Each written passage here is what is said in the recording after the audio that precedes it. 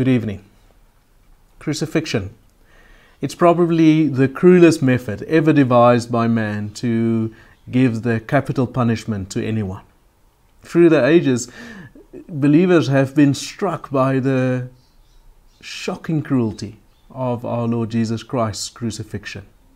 And therefore it's striking that when the Gospel writers recount the events of that day to us, they simply state in almost clinical fact that Jesus was crucified. They don't go into the details of the method or the physical suffering caused by it. Let's read their account together, all four the Gospels. Matthew says, when they had crucified him, they divided up his clothes by casting lots. Mark says, and they crucified him, dividing up his clothes, they cast lots to see what each would get. Luke, when they came to the place called Skull, there they crucified him, along with the criminals, one on his right and the other on his left.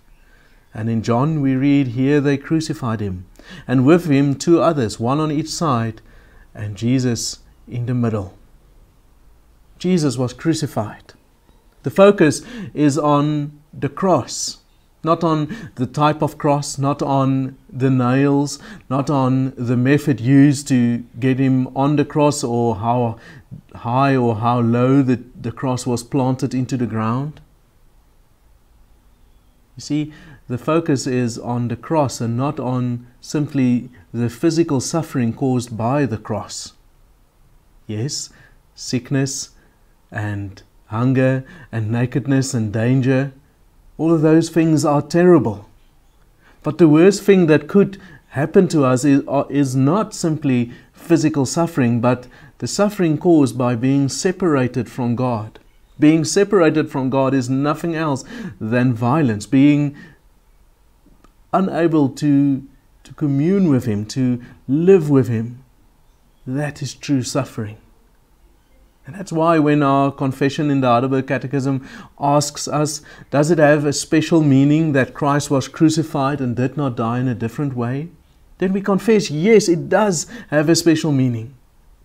Thereby, by the cross, I am assured that He took upon Himself the curse which lay on me, for a crucified one was cursed by God. You see, way beyond Jesus' physical suffering, and thankfully, way beyond our understanding of it, is the suffering that Christ had to carry, the suffering He had to endure as the one that had to be forsaken by God, the one that had to be separated from God. When He was forsaken by God, separated from God, He wasn't simply passively left alone by God, left on His own. No, to be forsaken by God is to be actively punished, actively cursed by God. And therefore on the cross, the Father did not treat His Son as His Son, but rather as a cursed one, as one that carried all of our punishment that we deserved.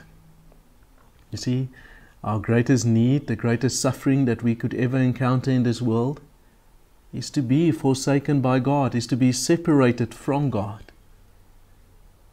Thankfully, no Christian will ever experience that type of suffering.